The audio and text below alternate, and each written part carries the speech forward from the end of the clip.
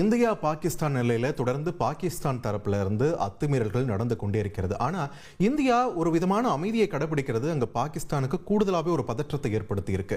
ஏன்னா அமைதியா இருக்கும்போது அவங்க என்னதான் பிளான் பண்றாங்க அப்படின்ற ஒரு புரிதல் பாகிஸ்தானுக்கு இல்லாததால தான் இதற்கு காரணம். ஸோ இந்த நிலையில ஏற்கனவே பொருளாதார ரீதியாக மந்த நிலையில் இருக்கக்கூடிய பாகிஸ்தான் இந்த போரை தாங்குமா அப்படின்ற ஒரு கேள்வியும் பொருளாதார வல்லுநர்கள் முன்வைக்கக்கூடிய நிலையில அந்த இடத்திலேயே கரெக்டா ஸ்ட்ரைக் பண்ண ஆரம்பிச்சிருக்கு இந்தியா. அதை பத்தி தான் இந்த தொகுப்புல நம்ம பார்க்க இருக்கிறோம். சோ எல்லையில் அத்துமீறும் பாகிஸ்தானுக்கு இந்தியா கொடுக்கக்கூடிய பதில் பொருளாதார ரீதியான தாக்குதல். ஸோ இந்த விவகாரத்தில் இந்தியா என்னென்ன நடவடிக்கைகள் எடுத்துட்டு இருக்கு, பாகிஸ்தானுக்கு என்னென்ன சவால்கள் இதனால் உருவாகி இருக்கு அப்படின்றது தான் பார்க்க இருக்கிறோம். இந்தியா பாகிஸ்தான் இடையேயான வர்த்தகத்திற்கு முழுமையான ஒரு தடை அறிவிச்சிருக்கு இந்திய அரசு. நேரடி மற்றும் மறைமுக வர்த்தகத்திற்கு தடை அறிவிக்கப்பட்டிருக்கிறது இங்க நம்ம குறிப்பா பார்க்க வேண்டியதா இருக்கு. ஏன்னா நேரடி வர்த்தகம் அப்படின்றது நம்ம எல்லாருக்குமே தெரியும். அதுலயும் மிக குறைந்த அளவில் தான் இரண்டு நாடுகளுக்குமே வர்த்தகம் நடந்து கொண்டிருக்கிறது அப்படின்றது எல்லாருக்கும் தெரிஞ்ச விஷயம். இன்னும் குறிப்பா சொல்லணும்னா பாகிஸ்தான்ல இருந்து நம்ம இறக்குமதி செய்யறது 0.001% என்ற அளவுக்கு தான். நம்ம மொத்த இறக்குமதியை கம்பேர் பண்ணும்போது அவ்வளோ ஒரு ரொம்பவே குறைவான ஒரு இறக்குமதி தான் பாகிஸ்தான்ல இருந்து பண்ணிட்டு இருக்கோம். ஆனால் இரு நாடுகளுக்கும் இடையேயான மறைமுக வர்த்தகம் இருக்கு இல்லையா, அதனுடைய மதிப்பு மலைக்க வைக்கும் விதமாக இருக்கிறது. இந்த நேரடி வர்த்தகத்தை ஒப்பிடும் போது இந்த மறைமுக வர்த்தகத்துடைய மதிப்பு வேற ஒரு இடத்துல இருக்கு, வேற ஒரு உயரத்துல இருக்கு அப்படின்றதையும் நம்மால பார்க்க முடிகிறது.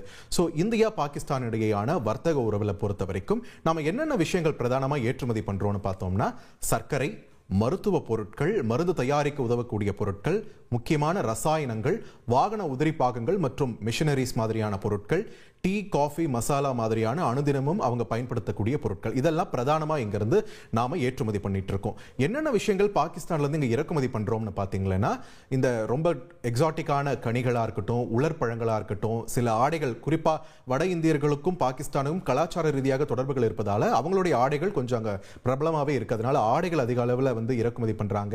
பிங்க் சால்ட், ஹிமாலயன் பிங்க் சால்ட்னு நீங்க பார்த்திருப்பீங்க டிபார்ட்மெண்ட் ஸ்டோர்ல எல்லாம், அந்த உப்பும் அங்க இருந்து அதிகமா நாம இறக்குமதி பண்றோம். சில ரசாயனங்களும் பாகிஸ்தான்ல இருந்து நாம இறக்குமதி பண்ணிட்டு இருக்கோம். இது எல்லாமே மறுபடியும் சொல்றோம், ஒப்பீட்டளவில் மிக குறைந்த அளவு தான் நேரடி வர்த்தகத்தை பொறுத்த வரைக்கும். சோ இந்த வர்த்தக உறவை பொறுத்த வரைக்கும் இந்த நேரடி வர்த்தகத்துக்கும் மறைமுக வர்த்தகத்துக்கும் எவ்வளவு டிஃபரன்ஸ் அப்படின்றத நம்ம இப்போ திரையில பார்த்துட்டு இருக்கோம். அந்த வகையில் நேரடி வர்த்தகத்தை பொறுத்த வரைக்கும் கடந்த 2024 ஏப்ரல் முதல் 2025 ஜனவரி வரையிலுமான இந்த டேட்டாவை தான் நம்ம பார்த்துட்டு இருக்கோம். ஏற்றுமதி இந்தியாவிலிருந்து 44.76 கோடி டாலர்கள் என்ற அளவுக்கு ஏற்றுமதி பண்றோம். ஆனா இறக்குமதி பாருங்க எந்த அளவுக்கு டிஃபரன்ஸ் இருக்குன்னு, 4.2 லட்சம் டாலர்கள் என்ற அளவில் மிக குறைந்த அளவில் தான் இறக்குமதி பண்றோம். அதுவே மறைமுக வர்த்தகம், இதே காலகட்டத்திலான மறைமுக வர்த்தகத்தோட மதிப்பை பாருங்க, ஏற்றுமதி இந்தியாவிலிருந்து 1000 கோடி டாலர்கள் என்ற அளவுக்கு இங்க இருந்த பொருட்கள் பாகிஸ்தானுக்கு போயிட்டு இருக்கு. அதுவே பாகிஸ்தான்ல இருந்து பாருங்க 50 கோடி டாலர்கள் என்ற அளவுக்கு இங்க இந்தியாவுக்குள்ள அவங்களுடைய பொருட்கள் இறங்கி இருக்கு. இதை எப்படி சாத்தியப்படுத்துறாங்க அப்படின்றதையும் நாம இப்போ பார்த்துடலாம். என்ன நடக்குதுன்னு பாத்தீங்கன்னா, இப்போ நீங்க மேப்ல பார்க்கக்கூடிய 3 இடங்கள், துபாய், சிங்கப்பூர், கொழும்பு, இந்த துறைமுகங்கள்ல தான் இந்த மறைமுக வர்த்தகத்துக்கான ஒரு டெஸ்டினேஷன் பாயிண்ட்ஸா இருக்கு. இந்தியாவில் இருந்து இந்த 3 துறைமுகங்கள்ல ஏதாவது ஒரு துறைமுகத்துக்கு பொருட்கள் அனுப்பப்படுகின்றன. அங்க போயிட்டு என்ன ஆகுதுன்னு பாத்தீங்கன்னா, மேட் இன் இந்தியான்னு இருக்கக்கூடிய அந்த பொருட்களை எல்லாம் மேட் இன் யூஏஇன்னு சொல்லிட்டு பாக்ஸ் மாற்றப்படுகிறது. மாற்றப்பட்ட பிறகு அங்க இருந்து பாகிஸ்தானுக்கு அனுப்பப்படுது. சோ இந்த நாடுகள், இந்த 3 முனையங்கள் இருக்கு இல்லையா, இது வந்து ஒரு தேர்ட் பார்ட்டி மாதிரி செயல்பட்டு இருக்காங்க. இதே மாதிரி தான் பாகிஸ்தான் பொருட்களுமே கூட இந்த பக்கம் இருக்கக்கூடிய துபாய் துறைமுகத்துக்கு போய் அங்க இருந்து பெயர் மாற்றப்பட்டு இந்திய சந்தைக்குள்ளார நுழைக்கப்படுது. சோ இதனால மூன்றாவது நபர்கள், மிடில் மேன் சொல்லக்கூடிய புரோக்கர்கள், அதே மாதிரி தனியார்ல தொழில் பண்ணக்கூடிய சில பிசினஸ்மேன், இவங்கெல்லாம் தான் இதனால பயனடைஞ்சிட்டு இருக்காங்க. சோ இது இல்லாமலேயும் இன்னும் பிற வர்த்தக முறைகள் இருக்கு மறைமுக வர்த்தகத்திற்காக. ஒன்னு அட்டாரி வாகா வழியா மேற்கொள்ளக்கூடிய பயணம், அடிக்கடி போயிட்டு வராங்களே அவங்க மூலமா எலக்ட்ரானிக்ஸோ இல்ல உணவுப் பொருட்கள் இந்த மாதிரியான விஷயங்களை பயணத்துல சூட்கேஸ் எடுத்துட்டு போற மாதிரி இதையும் எடுத்துட்டு போயிடுறாங்க. இதன் மூலமா அங்க வந்து இறக்குமதி பண்ற மாதிரி பண்றாங்க. கொரியர் மற்றும் தபால் வழியாகவும் பொருட்களானது மாற்றம் செய்யப்படுகிறது, இறக்குமதி ஏற்றுமதியும் செய்யப்படுகிறது. அது மட்டும் இல்லாம கடல் வழி சரக்கு கடத்தல்னு இன்னொன்னும் இருக்கு. சோ இது இந்த 3க்குமே முற்றுப்புள்ளி வைக்கும் விதமாகத்தான் தற்பொழுது இந்தியா அறிவிப்பு விடுத்திருக்காங்க. கொரியர், தபால் எதுக்குமே அனுமதி கிடையாதுன்னு சொல்லிட்டாங்க. அட்டாரி வாகா எல்லையை இழுத்து மூடியாச்சு. கடல் பகுதியில் கண்காணிப்பும் அதிகப்படுத்தியாச்சு. சோ நேரடி வர்த்தகத்துக்கு நம்மளால கண்ட்ரோல் பண்ண முடியும். மறைமுக வர்த்தகத்தை எப்படி கண்ட்ரோல் பண்ண முடியும்னா, அதற்கு என்னென்ன வழிகள்லாம் இருந்ததோ அது எல்லாத்துலயுமே செக் பாயிண்ட் வச்சிருக்காங்க இப்போ இந்தியா. அதனையும் மீறி இந்த தனியார் வேற ஏதேனும் வழிகளில் ஈடுபடலாம். அது வந்து தனிப்பட்ட அளவில் அவங்களுடைய ஹானஸ்டியை கேள்விக்குள்ளாக்கக்கூடிய ஒரு விஷயமா இருக்கு. சோ பாகிஸ்தான் பொருளாதாரத்தின் இது எப்படி தாக்கம் இருக்க போகிறது அப்படின்னு பார்க்கும்போது, பாகிஸ்தான் பொருளாதாரத்திற்கு அதிக அளவில் உதவி கொண்டிருப்பது சர்வதேச நாணய நிதியமா இருக்கட்டும், இல்ல வெளிநாடுகளா இருக்கட்டும், இந்த மாதிரியான அமைப்புகள் மூலமா அவங்களுக்கு நிதி கிடைச்சிட்டு இருக்கு.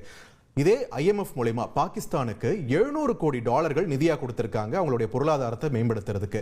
ஆனா அதை சரியான முறையில் பயன்படுத்துகிறார்களா அப்படின்ற ஒரு கேள்வியை தற்பொழுது இந்தியா சர்வதேச அரங்கில் எழுப்பியிருக்கு.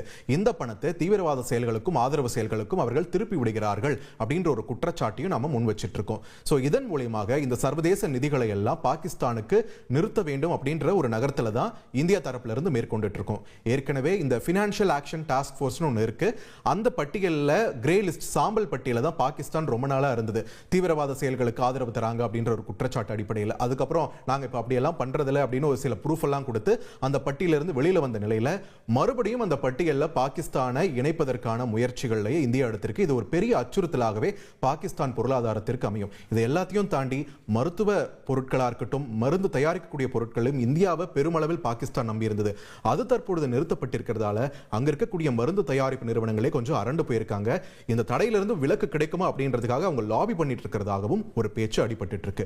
என்ன இருந்தாலும் தற்போதைய சூழல்ல பொருளாதார ரீதியிற்கு ஒரு பயங்கரமான ஒரு அடியை இந்தியா கொடுத்திருக்கு. இதனுடைய எதிர்வினைகள் எப்படி இருக்கும் என்பதை நாம் வரும் நாட்கள்